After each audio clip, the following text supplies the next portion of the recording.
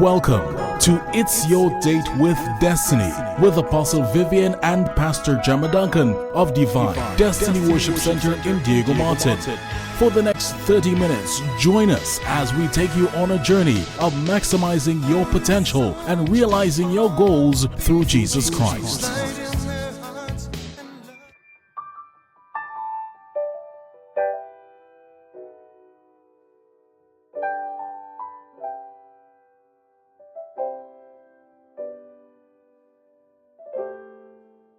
Why is it when you need a miracle, it doesn't happen, but when you least expect it, it happens? You are married, you have challenges in your relationship, but your spouse is unwilling to accede to any counseling. Is divorce an option? How does a parent handle a promiscuous child? What are considered the do's and don'ts of a born-again couple who is not yet married? There are always more questions than answers. So here is Apostle Jemma. A very good morning to you. I'm so happy that you decided to join me today. And those of you who have been following the programs, thank you for your support. If it's your first time viewer, I am Jemma Duncan. I'm married to Apostle Vivian Duncan, and together we pastor Divine Destiny Worship Center with headquarters in Diego Martin. This week, I want to pick up from where I left off last week, in case you viewed before, because school is in the air. Children are now getting ready to go back to school. Most of our children are going to a different level. Some of them are transitioning from primary to secondary, from secondary to tertiary level. I thought that I would chat a little bit, especially for the younger children, talk to parents a little bit about some of the issues that we treat with and deal with our children. Last week, I started this question and I felt I needed to just continue with it. My son is an intelligent child, but his teacher keeps giving me a negative report on his ability. How can I go about resolving this? And I gave a few pointers, and I want to pick up from there. First to begin, I spoke about what yardstick you're using to assess your child. Because most of us as parents, I don't think there's a parent who would say that the child is not intelligent. All of us bias like that, and that's fine, you know, but what is the yardstick that you're using? You and the teacher must be using the same yardstick.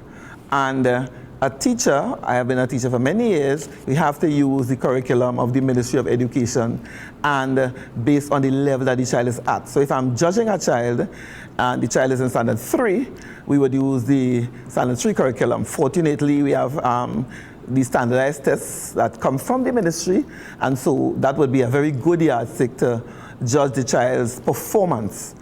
And the teacher, having had these tools available to her or him, would be able to tell you based on that. Now, sometimes a child may not perform on a particular test, and you can judge that child by their normal performances. So you look back to see what happened over the year, over the period.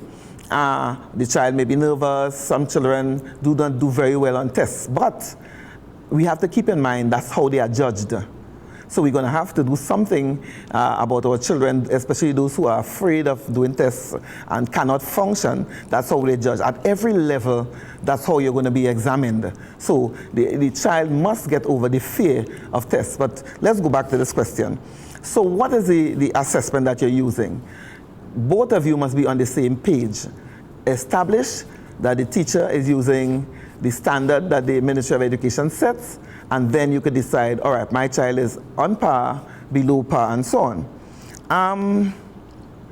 Is it that the child was performing well in the classes before, and then when the child enters this new class, the performance is dropped? Then you might, have a case to say, well, the child was performing all along, and then, what is happening here? Some parents, and I want to just drop that in, do not really pay attention to the earlier years of the child. So infant, standard 1, maybe standard 2, 3, not much attention. And suddenly in standard 4, we are very, very attentive, and then we start to say, oh, the child is not performing. And sometimes the parents could be a bit embarrassed because when the teacher brings out the records of the child, it means that you have not been really paying attention all the time. So I would suggest, as parents, if you're listening to me, you need to be attentive from the very inception. Find out what is the level that the child should reach. If the child should be reading stage, they should be sounding letters, they should, what they should know at that stage, and that child from this, from the very first year, or whatever you call it, stage 1, based on the school the child attends, then you must begin to pay attention then and try to do a little remedial exercises even at that point. Sometimes because we think that the child is young, we feel we could pass it. But if a child cannot function in that level and you put them up to a higher class, the frustration of that child increases even at a tender age. So it's better that we stay back, let the child stay back a little bit and perfect some of the basic things. Because you see, in those formative years, you're building foundation. And if the foundation is poor, the house will fall. And so let that child stay back. You have to learn the letter songs. You have to know the alphabet. Don't let anybody stand up that child. They have to know basic math and so on, and understand certain things. And then you build up upon that, what the child has learned. So find out what's the problem. Some children don't do well with particular teacher's personality. That may be a problem, that may be an issue. And so that is something that you probably need to pay attention to. Talk to the teacher, talk to the principal. I was a teacher, and if a parent wanted the child removed from my class, I didn't have a problem. We've had these incidences where parents felt that they didn't like me, my personality, and they felt the child would do better. And I was happy, let the child go to wherever. And when the results came out, the child didn't do as well as they thought. And I liked that because it vindicated me. If the child had done exactly what they did, I would have been blamed. So as a parent, relax. Make the shift if you're a teacher and you're looking at me and the parent is unhappy and they think that maybe you are the cause and the principal is willing to put the child somewhere else, then that's all right. It's okay. Because the child is the most important factor in the whole equation.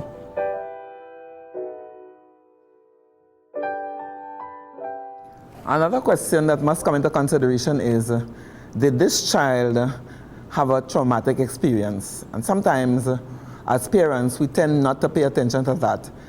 The traumatic experience could be at home. It may not be in school.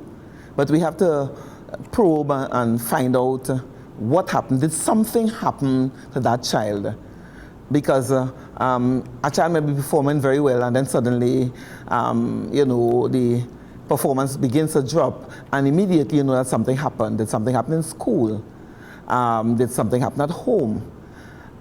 Most teachers could tell you that something happened in the home. The children's behaviors begin to change. For example, separation, divorce, death. Even if you were not aware that these things are happening, you see the change.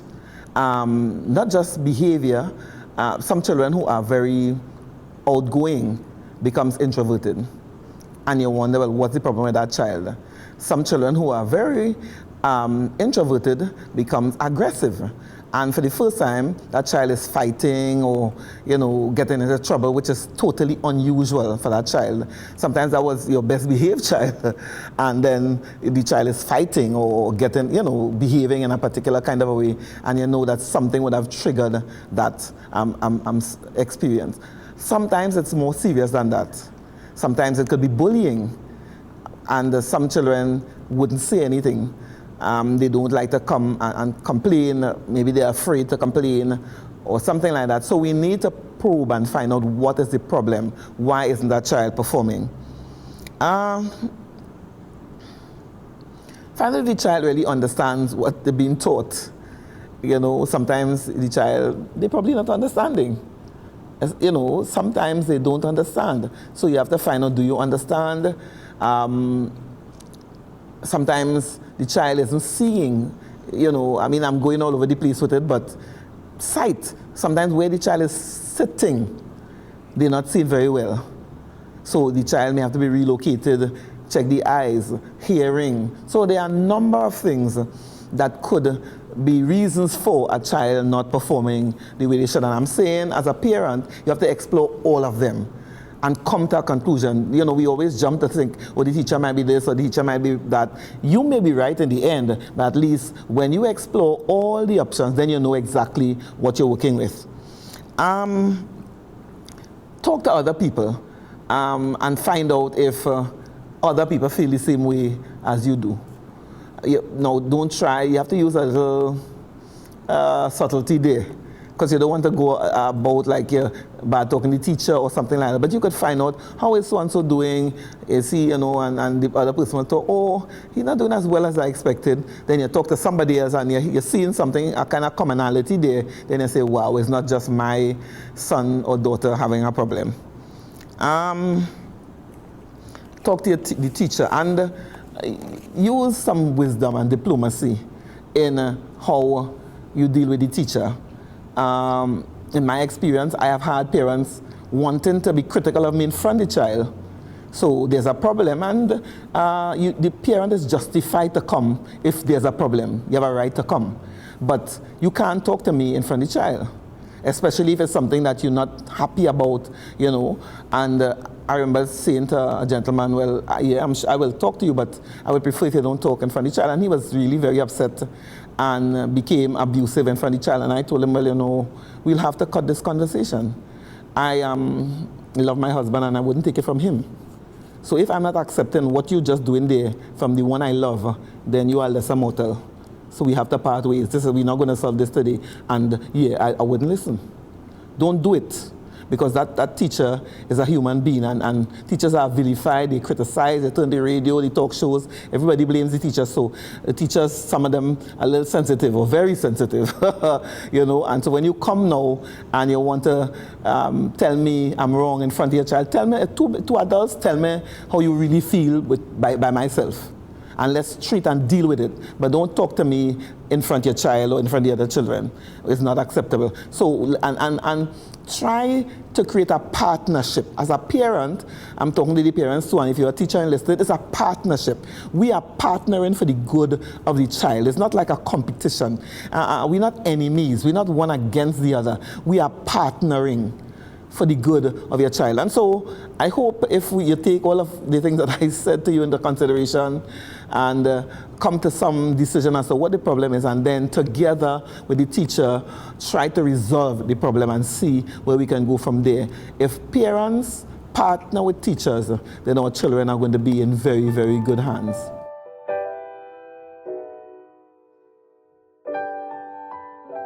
Today I'm keeping in the same vein, talking about children and their readiness at school and some of the challenges we face as parents with our children in terms of their schoolwork. This question reads, my child is not being challenged to perform at its highest potential. How can I change that? And I have a big question for you. Who is not challenging your child? Who is not challenging the child? Because we have to deal with home, and most times as a parent, when we say your child is not being challenged, usually I mean the teacher is not challenging your child. But I want to deal with both home and school. Let's talk about home. What is the home environment like? Are there any exemplars in the home in terms of people who lend themselves to studying? Many homes, people don't read. So the child doesn't see anybody reading in that house. You don't buy newspapers. I tell people at least buy Sunday papers, once a week.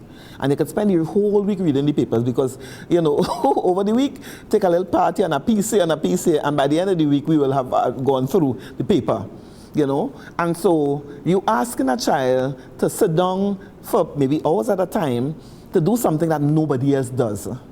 And so that child is not going to be challenged to read at any length of time, except that child is an unusual child. What about the physical environment of the place? Some parents want the child to study, but there's one open area and the TV is always on and the radio is always on, music is playing, there are so many distractions because mommy don't want to miss the latest soap opera. So the child is in a corner in that same living room with the TV on, daddy listening to music, mommy looking at the soap opera, and the child is in a corner and you mind your business, look in the book. Come on. We have to be disciplined. If you're talking about challenging your child as a family, when a child is in a certain stage, examination mode, and we don't have the physical layout for that child to have a private room or a private area to study, everything has to shut down. So the music has to cut. We can't be playing music for the whole neighborhood and expect your child to be attentive. Then the soap opera have to cut. Don't lower it, take it off. Because if it is still on, the child might want to peep at it. Show that child that we are willing to make sacrifice for him at that period of the child's life. So turn it down, turn it off. Give the child a quiet place. Maybe, what about having a desk in the room, in some corner in the room, or something like that, and then that child could work in that area. It has to be well lit. You have a little lamp. You have very inexpensive lamps, and the child could use a small fan if it's hot, because if it's uncomfortable, it will be hard for the child. There are these little fans that could be attached to the table or the desk, you know, very small and inexpensive, and create a nice, comfortable area. As a parent, sometimes you could stay when the child has to study late in the night and so on. Just sit with the child, sit with a book, you read. So while that child is studying, perhaps you can't understand. Some parents say, well, I don't know what the child is doing, I can't help them with the work. But you just sitting there with your little book, reading for yourself, sometimes muttering you're praying prayers under your breath for that child. It's a comfort because the child knows that mommy is there. It might be nodding off, but you're there with that child. Sometimes I used to do that. I would just sit with them, you know, and I'm reading, I'm doing something else, whatever I'm doing, I'm occupying myself while they are studying. You are there with them. Now,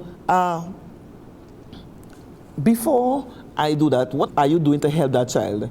You have to create, again, the home must be a learning atmosphere.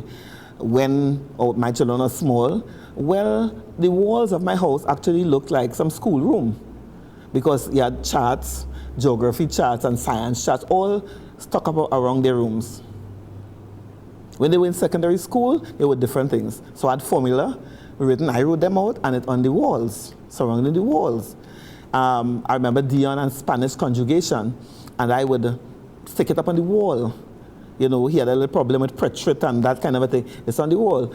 Do you know today, we were just laughing that my son, Dion, the second one, is actually, well, he just did the exam to become a Spanish tutor, because he works in South America quite a lot, and he has to communicate, train people in Spanish. And he took it to the next level to the point that he's reaching level 4 where he could now tutor people in Spanish. It was not wasted. And we make jokes. We're talking about preparation. I had Spanish tapes because I knew Venezuela was nearby. The chances of one of them having to talk Spanish was real. So we had these tapes, and I would have these tapes low while they were sleeping. The tapes would play in their room, and we would make jokes. El elefante es grande. El mosquito es pequeño. He's the only one who benefited from that.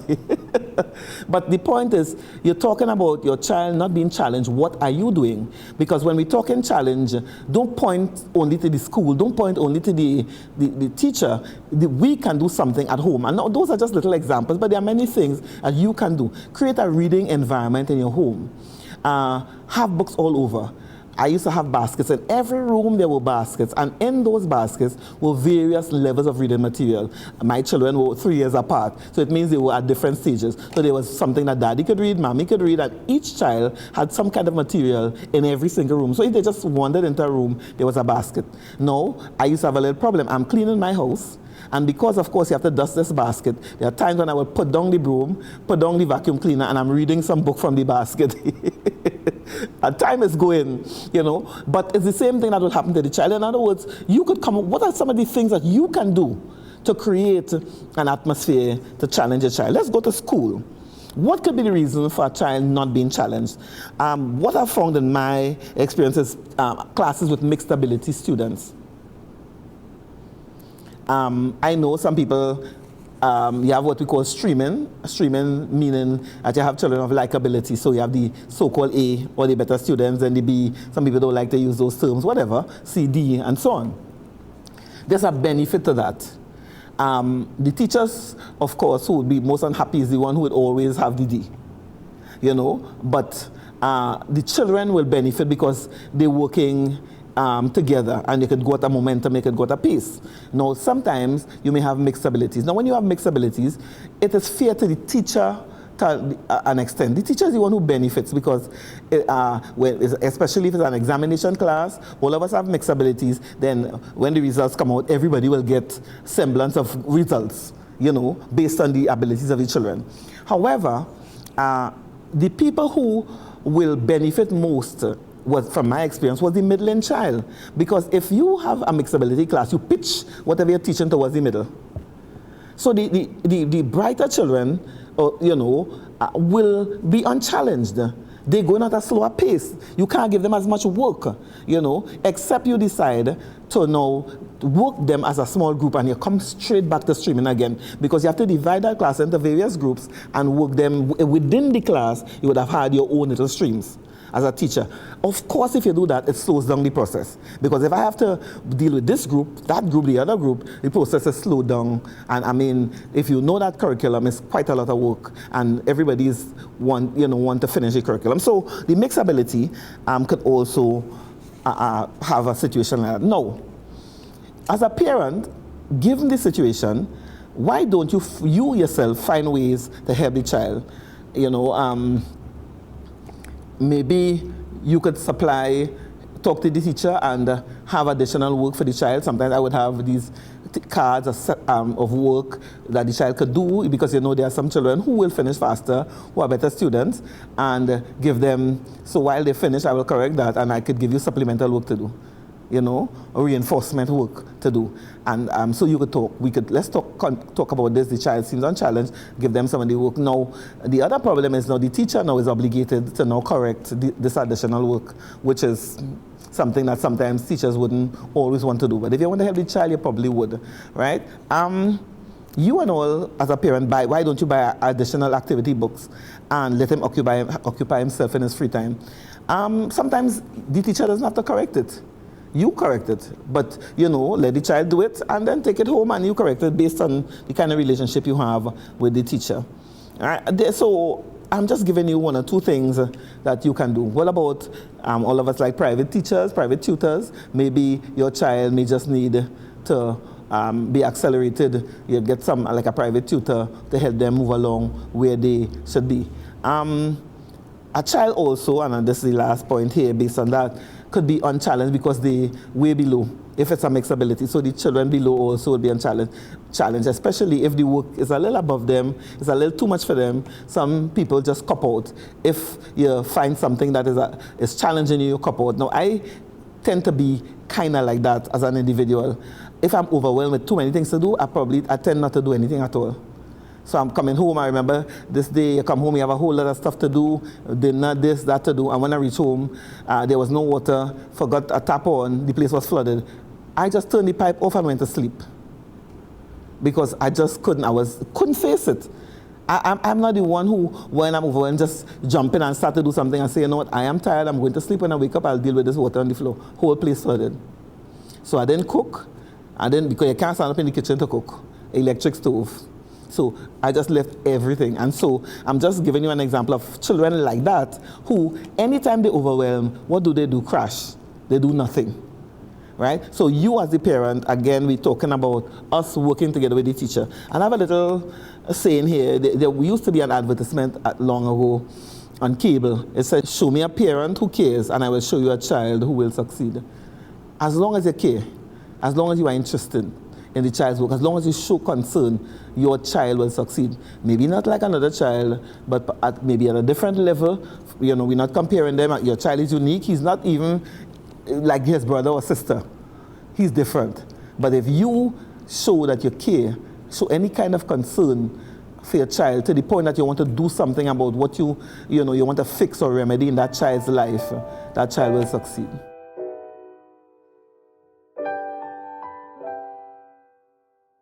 The book of the week is Common Mistakes Women Make. And this morning I want to just talk a little bit about chapter 2. It's entitled, The Woman I Used It to Be, I Am, and I'm Now Becoming. And I wrote about this because most people get the idea that pastors are perhaps not human. Like somehow we are little demigods. We're very different from you. And I just smile many times because the very same thing that people would make an excuse for why they can't do something in church or can't attend is what I had to do before I came. We cook, we wash, we clean. We take care of homes, we take care of babies. We supervise homework, you know. Everything that you do, we do it. And many of us work outside the home as well, so I worked outside the home. And yet, after all is said and done, I had to still come to church and function in the church. So I didn't have the chance not to. When, you know, I couldn't go by feelings. I had to function because I just had to function. And so pastors and their wives are human beings just like you, and we understand their struggle. So I wrote this so people could understand that we are just like you and we understand fully what you're going through. And I read, so many times women approach me having put me on their own little pedestal as someone who represents what they wish to become. I often smile, hating to burst their bubble, because I see myself as being nowhere and nothing like the person they perceive me to be. Unknown to them, I struggle with the same things that they do. Rejection, unforgiveness, unresolved anger, poor mouth management skills, feeling of inadequacy, low self-esteem, insecurities. Do I need to go on? Some of them I handle better than others. But from time to time, they each rear its ugly head and stands tall before me like Goliath stood in front of David. It is then that I draw on the God within me, a God who has a track record of slaying the giants in our lives. And since he did it for David, then he can do it for me. I draw on the fact that Jesus told us to call him Father, and the Father loves all his children. I draw heavily on his love and forgiveness, and seek him as the potter who could make broken vessels into something so beautiful, and there are no indications that they were ever broken in the first place. What people see is a vessel being made new by the master potter, who, ever so often, the vessel goes in for a pit stop moment where he thoroughly overhauls me. And I just want to be real here with you. That's why I felt I needed to write the book, so that some of you will realize that the person who is talking to you, who is writing, is somebody who overcame some of the very same struggles that you have overcome. And for some of us, we would wish that they would go away completely. For some reason, because there's a real devil. Some of these things rear their ugly heads again and again, and we have to decide that we will not go back there. Whatever happened that I resolved, when it comes again, I choose not to engage myself in that situation. I refuse. I'm not going there. And that's what I hope you would do. Move on with your life.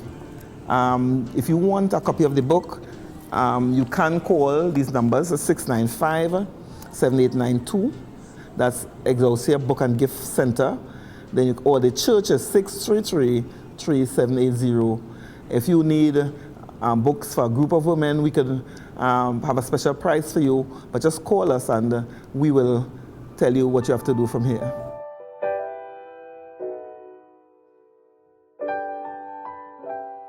I want to invite you to a few events. We have a national prayer on Friday the 4th September from 7:30 to midnight. Please join us. If you can't come to Diego Martin, you can visit one of our branches, Sangre Grande, Shogunas, Faizabad, and you will still be part of the national prayer. Of course, you know, a very special event is coming up, the general elections, and so we need to be in prayer. Join us, please. Book bag blessing. Those of you who have been accustomed coming, you know what that means, where your children are going out to school, and we want to lay hands on them, anoint them, pray for them, speak blessings upon their lives as they successfully navigate the new school term, 6th September at 9 a.m. Then the Women of Regal Destiny, we have our night out. We call it Night Out, Friday 11th and Saturday 12th of September at Victory Heights. Call the numbers again, 633-3780, and we will give you some more details. We would love for you to join us.